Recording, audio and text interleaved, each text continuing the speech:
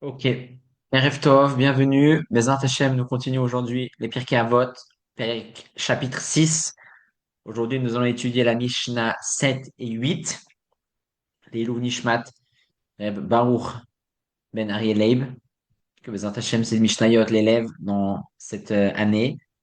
Et à la fin du shiur, on va aussi parler un peu de la paracha de Yaakov, Esav et Yitzhak, des éléments importants sur leur vie, comme c'est les parachiotes du moment.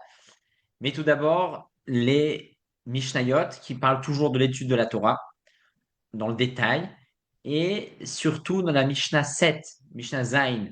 La Mishnah nous enseigne quel atout, quelle influence la Torah a sur nous, une influence matérielle et spirituelle.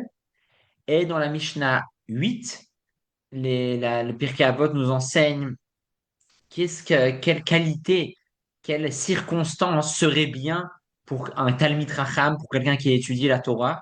Qu'est-ce qu'il serait bien qu'il ait? Pas toujours il a, mais ça serait bien. C'est ce qu'on va voir dans la Mishnah 8. Donc on commence, c'est des Mishnayot avec beaucoup de psukim, quasiment tous, à part un passouk sur presque 20 psukim, viennent tous de Michelet, des proverbes, donc de Shlomo Ameler. Euh, Donc, Baruch Hashem, beaucoup de psukim et de références à Shlomo HaMelech et donc beaucoup de sagesse dans ces Mishnayot. La Mishnah commence. Gdola Torah, she'i noten et chaim leosea. Grande est la Torah qui donne de la vie à celui qui l'a fait. Donc, déjà très intéressant de voir que la Mishnah ne dit pas que la Torah, elle donne de la vie à celui qui l'étudie. Parce que ça suffit pas d'étudier. Il faut faire. Il faut faire ce qu'on étudie. Il faut appliquer. Donc la Mishnah précise, la Torah, elle est grande, elle amène plusieurs choses, mais à celui qui l'a fait, pas seulement à celui qui l'étudie. Et dans quel domaine, dit la Mishnah? Baolam ha, baolam hazeh ou baolam haba, dans ce monde-ci et dans le monde futur. Chez Neymar, d'où on voit ça, car c'est marqué dans le Passouk de Michelet, de Shlomo HaMelech, qui chaim hem le motzehem ou le chol besaro marpe.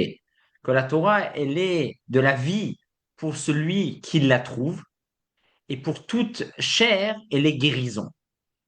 On a déjà aussi un autre point intéressant de ce passouk, qui nous dit comme quoi la Torah nous donne de la vie, nous donne la guérison. On parle ici de trouver la Torah. Le passouk ne dit pas, Shlomo HaMelech ne dit pas que la Torah, elle est de la vie pour celui qui l'étudie, pour celui qui l'accomplit, pour celui qui la respecte, pour celui qui la trouve. C'est-à-dire quoi trouver la Torah? On joue à cache-cache. Qui cherche qui trouve qui?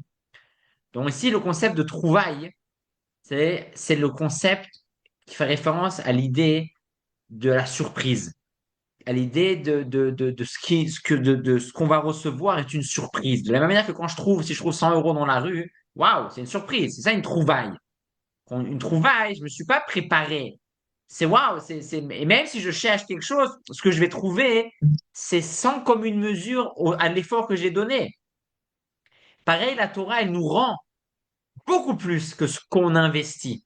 Je peux investir 1 heure, 2 heures, un petit effort. C'est comme une trouvaille. C'est sans commune mesure.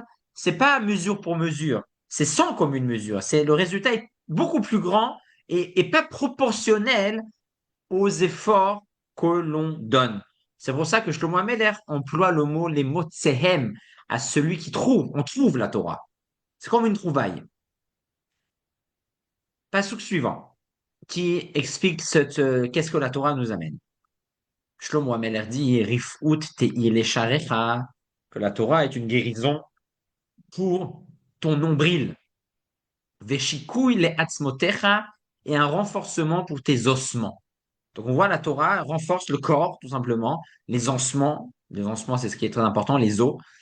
Le nombril, qui est le centre, le ventre, le centre de la personne. Et dans la Torah, amène de la force, amène de la guérison à ces parties du corps. Troisième passouk, Ve'omer, Etz Rahimhim Lamachazikiba Betomche Ameusha. Comme quoi la Torah est un arbre de vie à celui qui l'attrape. Et aussi, elle rend heureux celui qui la soutienne. Donc celui qui soutient la Torah, non seulement qu'il l'étudie, mais comme même quelqu'un qui soutient, qui l'aide, qu'il aide les gens à étudier la Torah, à faire la Torah. Même si la personne ne la fait pas vraiment, mais elle peut donner de la tzedaka, elle peut donner un endroit, faire en sorte que d'autres personnes vont pouvoir étudier, c'est aussi quelque chose. Ça amène le mérouchard et d'être Mm. heureux. Et à part cela, celui qui attrape la Torah, la Torah est pour lui comme un arbre de vie. Et c'est intéressant cette histoire d'arbre. Pourquoi un arbre? Les commentaires disent tout simplement un arbre vit longtemps. La majorité des arbres ils vivent assez longtemps. Donc la Torah amène aussi la longue vie. Et donc ça, c'est les éléments importants de ce troisième passouk. Quatrième passouk, Omer dit la Mishnah, qui dit Viatren hen lemroshecha ba'anakim le gargerotera. Dit que Mohamed par rapport à l'étude de la Torah, elle accompagne la grâce pour ta tête et elle est une force, un axe, c'est-à-dire énorme, elle est force pour ta gorge. Les commentaires disent la tête, comme c'est expliqué dans le Tanya aussi d'ailleurs, la tête c'est la place, c'est le sanctuaire, c'est la maison, c'est l'habitat de l'âme divine. L'âme divine, elle est dans la tête. L'âme animale, elle est dans le cœur. Donc la Torah, tout simplement, elle renforce l'âme, elle donne de la force à l'âme, l'âme aussi, elle a besoin de force.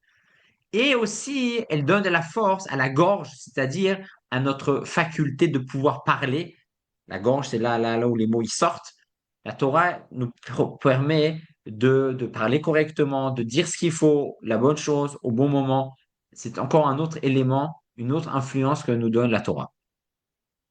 Pasuk suivant, Omer, Ki bir bouyamecha aussi pour les Chashnotraim, que la Torah, elle ramène des jours, elle rajoute des jours, et aussi, elle rajoute des années de vie.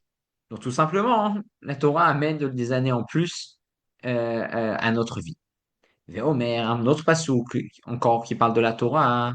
Orechia mimimina, tout celui qui tient la Torah de la côté droit, c'est-à-dire, disent les commentaires, c'est-à-dire quoi avoir la Torah, tenir la Torah du côté droit.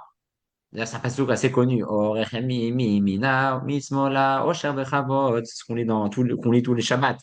C'est les psukim qu'on dit vraiment, lorsqu'on lève la Torah, Etzraim, la machazikiba, betomche, ameushar, c'est les pasuks qu'on lit vraiment à la Hagba'a. Donc, c'est important de bien savoir qu'est-ce qu'on chante à ce moment-là. Et donc, le pasuk, en l'occurrence, ici, il dit que lorsque je tiens la Torah par la droite, les commentaires disent qu'est-ce que ça veut dire? Ça veut dire j'étudie la Torah comme il faut, l'ishma, avec la bonne intention, pas par intérêt. J'étudie vraiment pour faire la mitzvah, pour m'attacher à Kadosh Baruch Hu. Alors là, ça rallonge la vie. Si par contre, j'étudie la Torah du côté gauche, c'est-à-dire pas l'ishma, pas avec la bonne intention, pour moi, pour mon ego, mais j'étudie la Torah. Je sais pas, il y a plus grave. Alors là, ça amène la richesse et l'honneur. Osher vechavod. Et les deux derniers psukim, ils me parlent de la paix. Ki orech yamim ushnotraim veshalom yosif ulach. La Torah, elle amène une longue vie et des années de vie. Et de la paix, elle te rajoutera. Et enfin, le dernier passouk, Ve'omer qui derachecha darchenoa mechonitivote shalom. Comme quoi, ces voies sont des voies agréables et toutes ces netivot, native, c'est une voie. Et toutes ces voies sont des voies de paix. Donc, quelqu'un qui étudie la Torah, hein, il amène la paix sur lui, il amène la paix autour de lui, parce que la Torah, c'est ça qu'elle amène aussi. Elle amène la manière de pouvoir vivre en harmonie avec les autres. Pas forcément on va être d'accord, pas forcément que tout le monde est beau, mais j'arrive à avoir la possibilité, la faculté, le privilège d'être en paix, en shalom. Et juste une petite histoire par rapport à cette Mishnah avant de passer à la deuxième Mishnah d'aujourd'hui. Une histoire de Rabbi Akiva et Papos Ben Yehuda. Papos Ben Yehuda a vécu à l'époque de Rabbi Akiva et il voyait souvent Rabbi Akiva donner des cours, étudier la Torah, tout ça dans un grand danger. À cette époque-là, c'était les Romains. S'ils attrapaient quelqu'un qui étudiait la Torah, il était mort. Et Rabbi Akiva, il se mettait en danger pour accomplir la mitzvah de l'étude en privé et en public. Et un jour, Papos Ben Yehuda lui dit, mais pourquoi tu fais ça? Tu es fou. C'est dangereux. Et Rabbi Akiva lui a répondu l'exemple du poisson. Il lui a dit, tu sais quoi? Un poisson, un jour, un renard lui a dit, tu dois, tu sors de l'eau, cher poisson, lui a dit le renard au poisson, sors de l'eau, parce que peut-être le pêcheur va t'attraper. Le poisson l'a regardé, il lui a dit, mais tu te moques de moi. Si je sors de l'eau, c'est sûr que je vais mourir. C'est une question d'heure. Si je reste dans l'eau, c'est vrai, peut-être le pêcheur va m'attraper, mais peut-être que non. Si je sors de l'eau, c'est sûr que je vais mourir. Alors je t'écoute pas, lui a dit le poisson. Et donc, ça c'est l'histoire que Rabbi Akiva a répondu à Papos Ben Yehuda. Comme quoi, Rabbi Akiva a dit en d'autres termes, si j'étudie pas, c'est sûr que je vais mourir. C'est sûr, c'est comme le poisson qui sort de l'eau. Donc, j'étudie. C'est vrai qu'on peut m'attraper. C'est vrai que les Romains peuvent. Et malheureusement, Rabbi Akiva a été tué par les Romains le jour de Yom Kippour. Donc, mais si je sors de l'eau, si j'étudie plus la Torah, c'est sûr que je suis mort. Donc, je préfère continuer tant qu'à faire. Donc là, vraiment, cet élément que la Torah nous donne la vie, c'est pas une blague, c'est une vérité. Donc, à nous tous de rester dans l'eau pour avoir ses forces et ne pas être asséché, chas v'shalom. On passe à la Mishnah 8. Rabbi Shimon ben Yehuda, Rabbi Shimon, le fils de Yehuda, qui était d'ailleurs un élève de Rashbi, de Rabbi Shimon Bar Yochai, a dit au nom de son élève, de son maître, Rabbi Shimon Bar Yochai, il a dit que chez les tzadikim, il serait bien qu'ils aient les 8 éléments suivants. Il serait beau et bien et juste et utile qu'ils aient les 8 éléments qui vont être cités tout de suite, parce que c'est bien pour leur travail. Alors, on va voir c'est quoi cette liste d'éléments que nous dit Rabbi Shimon ben Yehuda. Hanoï, la beauté. Quand un tzaddik, il est beau, physiquement, il est beau, il va plus facilement réussir à faire son travail. Quelqu'un qui est beau, toute chose dans la vie qui est beau, qui est belle, on peut l'attirer. Et donc, euh, et donc, euh, il pourra faire mieux son travail. Ve'akoar, et aussi la force. Quelqu'un qui a, attendez, juste une seconde, excusez-moi.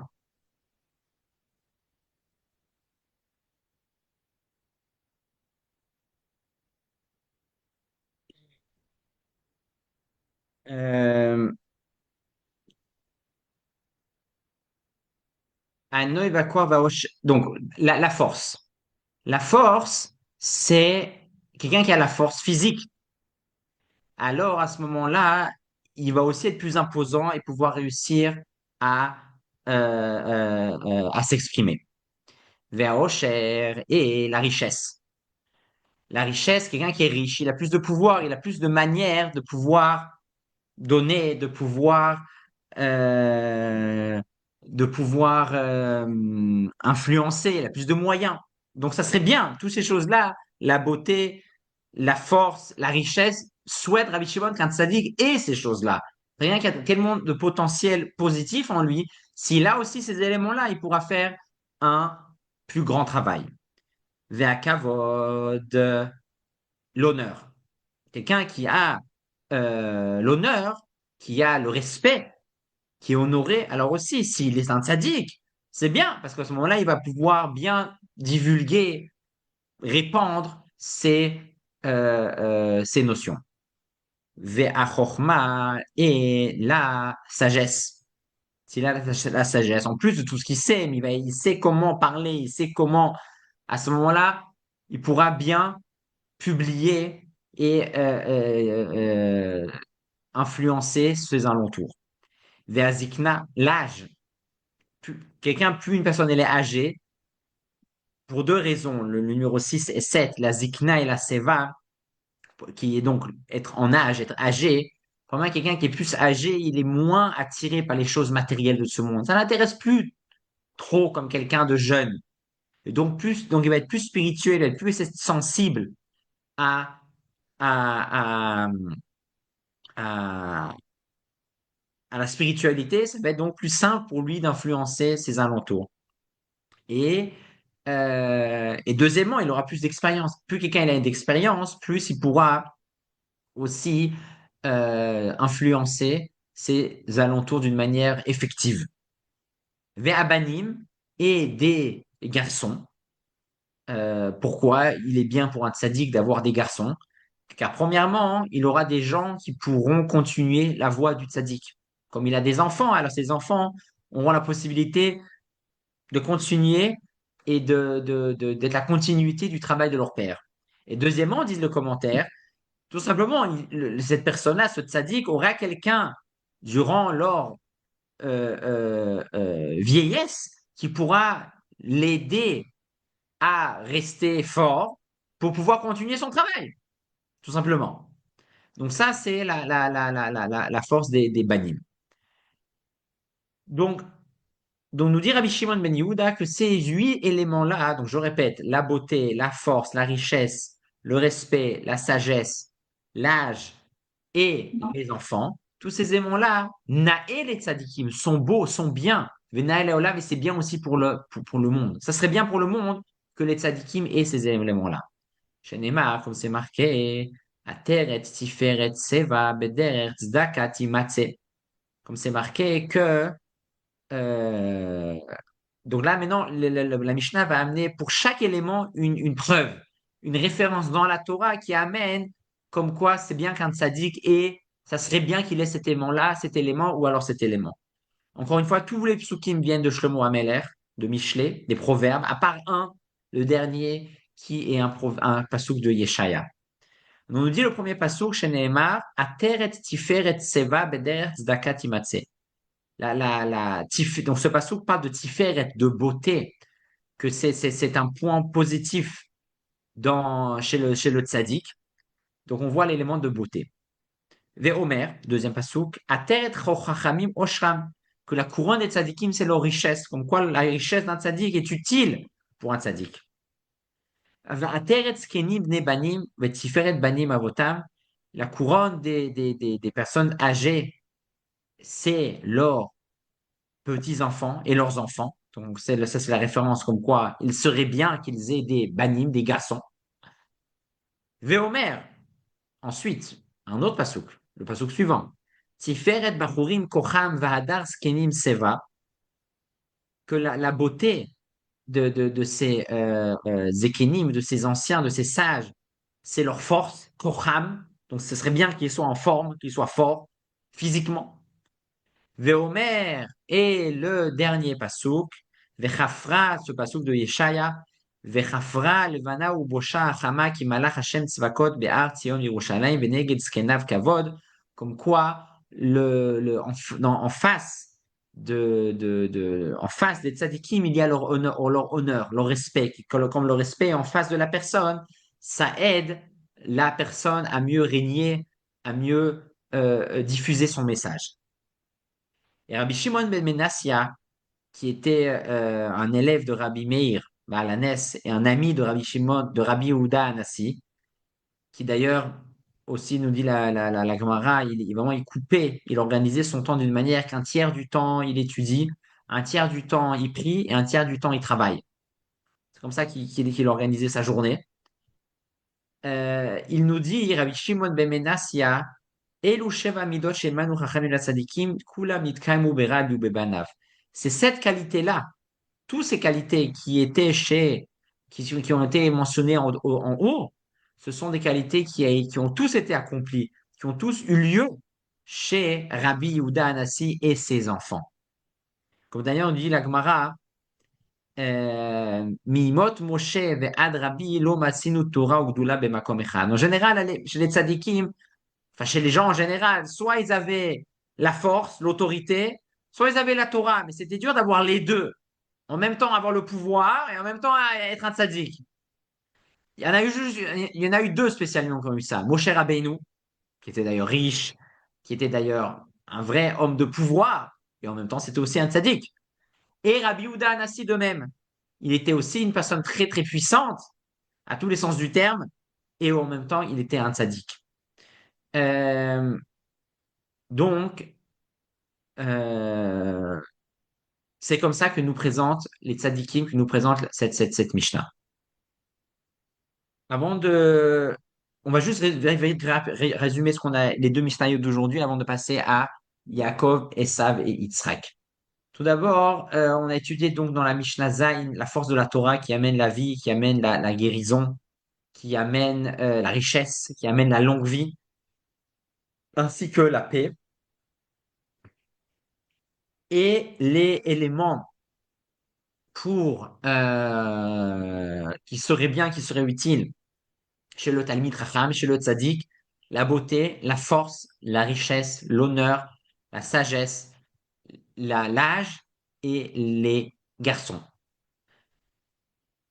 Passons à, aux personnages de nos parachiotes, Yitzhak, Yaakov et Esav. Cette semaine encore, Yaakov sort de Beersheba et va trouver une femme. Mais avant d'aller dans le détail, on va analyser des éléments du début de leur vie, de Yaakov et de Esav, et plus particulièrement quel nom comment ils ont reçu leur nom. Quelque chose de très intéressant. Nous dit la Torah que lorsque Yaakov, lorsque Esav, car il était le premier-né, est né, il est sorti, il était rouge, il était poilu. Vaikreu Shemo Esav, ils ont appelé leur nom, le nom de Esav, ils l'ont appelé au pluriel. Donc, euh, on voit que plusieurs personnes apparemment ont appelé Esav. Alors que le passouk suivant, Vacharechen, est sorti son frère qui tenait le talon de son frère. Et à ce moment-là, Vaikra Shemo Yaakov. Il l'a appelé Yaakov. Tout d'un coup, au langage singulier. Donc, il y a, il y a un changement de pronom, comme on dit. Pour Esav, on dit ils ont appelé Esav. Pour Yaakov, il a appelé Yaakov. Au singulier pour Yaakov, au pluriel pour Esav. Qu'est-ce qui se passe? Pourquoi? Pourquoi cette différence? Pour comprendre cela, hein, on peut comprendre cela par rapport à ce qui est marqué dans un midrash, que on sait tous que Esav, quand il est né, il était rouge. Et pourquoi il était rouge?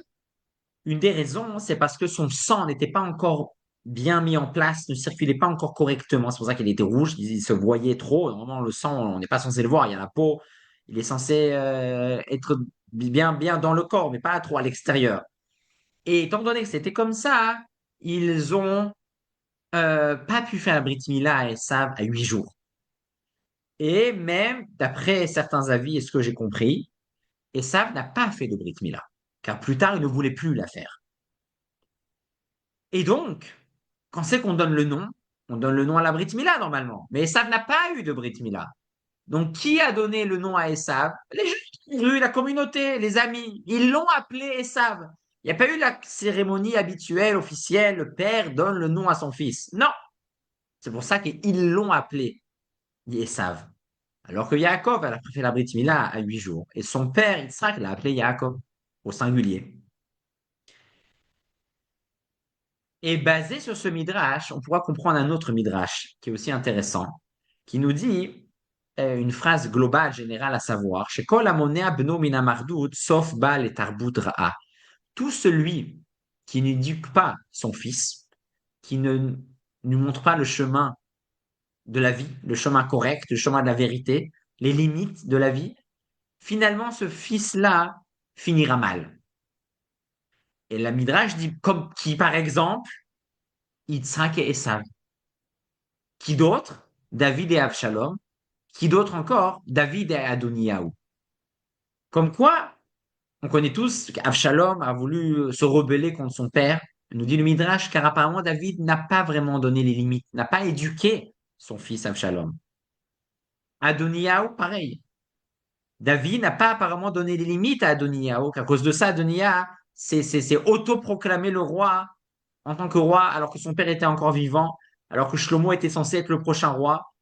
Il a disjoncté, si on peut dire ça comme ça. Pourquoi, nous dit le Midrash? Car David ne lui a pas donné de limite. Et qui est le troisième exemple? Yitzhak et Esav.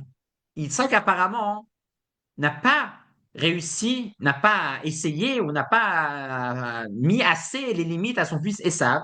C'est pour cela que Esav a mal tourné, si on peut dire. Et ce qui est intéressant, et le Midrash n'est pas content de ces comportements de David et de Yitzhak. Le Midrash fait une reproche claire à Yitzhak et à David.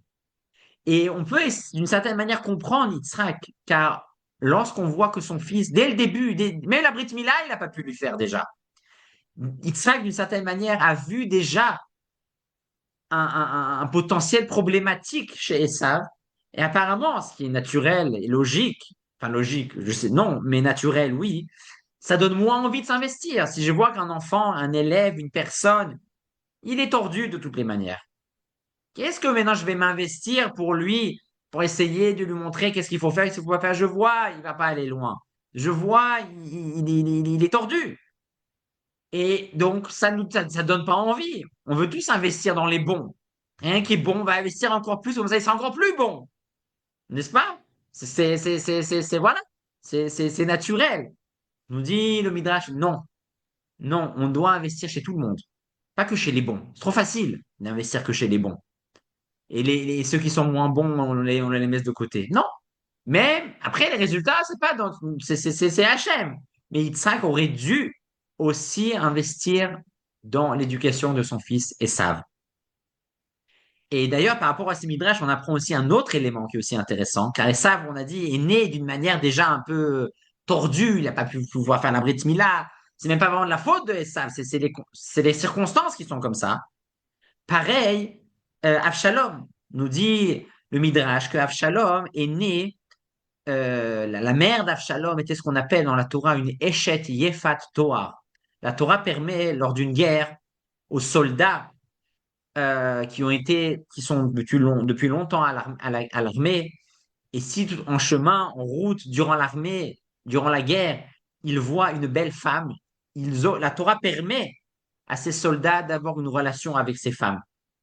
Car la Torah sait que si elle va interdire, de toutes les manières, ils vont la voir. Donc, ils sont en guerre, ils sont dans des situations difficiles. La Torah a permis. Ça s'appelle la Eshet Yefat Torah. La Torah ne dit pas que c'est bien, mais elle permet, elle connaît l'être humain.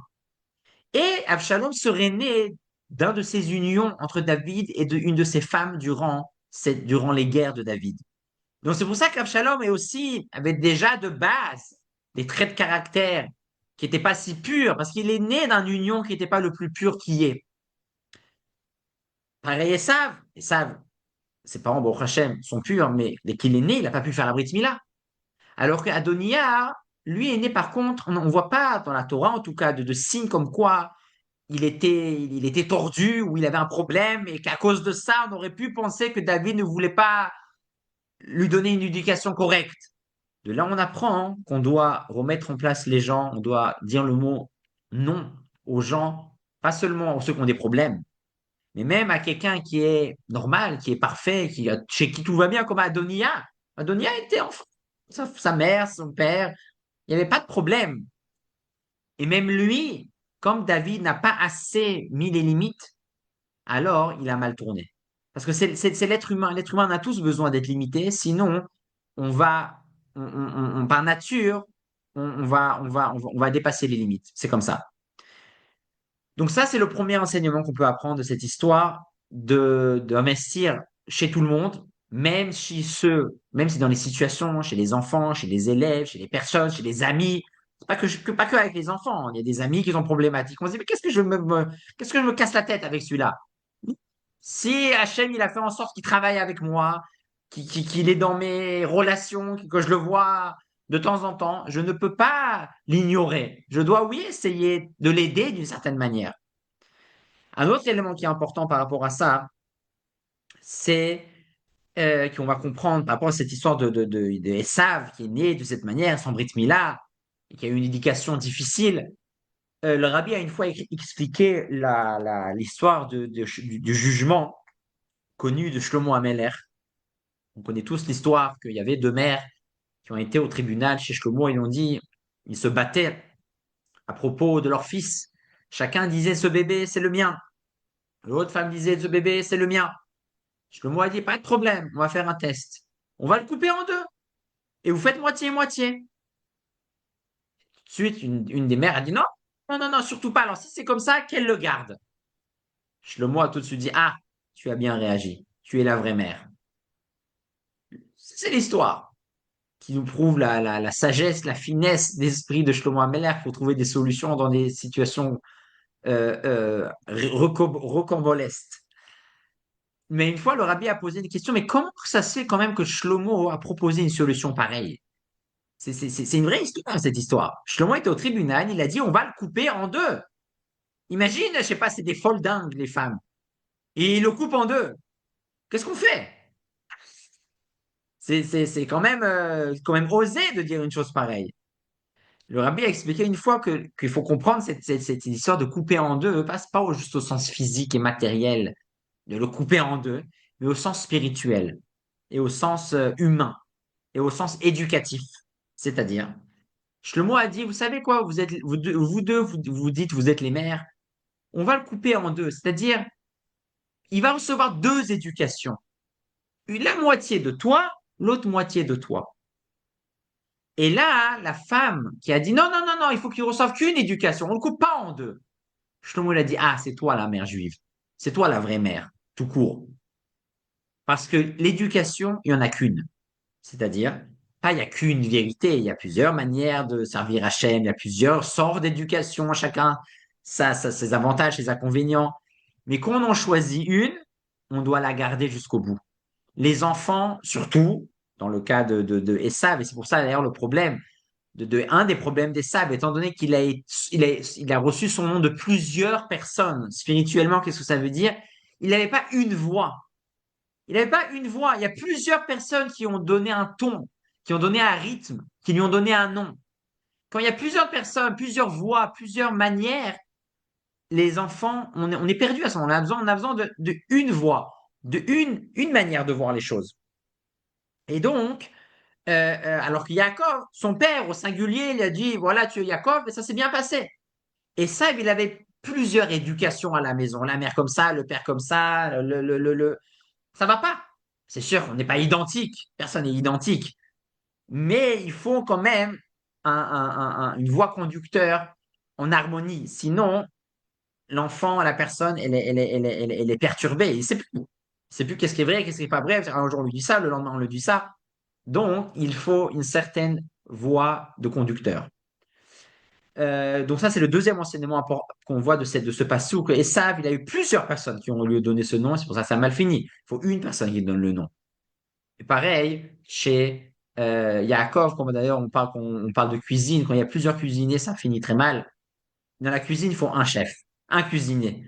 Si il y a plusieurs cuisiniers et lui dit, mais le sel, il remet une deuxième fois le sel, c'est une catastrophe. Donc ça, c'est les deux points. Premier élément qu'on apprend de ces midrashim, investir chez tout le monde, chez tous les enfants, chez tous les élèves, chez tout le monde. C'est Hachem l'a donné en tant que fils, en tant que fille, en tant qu'ami, en tant que collègue. Alors, je dois m'en occuper, je ne peux pas l'ignorer. Et deuxièmement, essayer d'être cohérent au maximum dans notre vie, déjà avec nous-mêmes, avant de parler avec nos enfants, avec nous-mêmes, avoir une voix, pas avoir deux voix. Si j'ai deux voix, moi-même, je vais disjoncter. Hein. Les autres qui sont autour de moi, encore plus. Mais déjà, moi, je vais disjoncter. Avoir une voix, et bien, Hachem, chacun sa voix. On n'est pas en train de dire quelle est la bonne voie. Mais la voie qu'on choisit, on doit la choisir jusqu'au bout. Mais Hachem va donner toutes les brachot pour à ce moment-là réussir sa mission avec une grande réussite.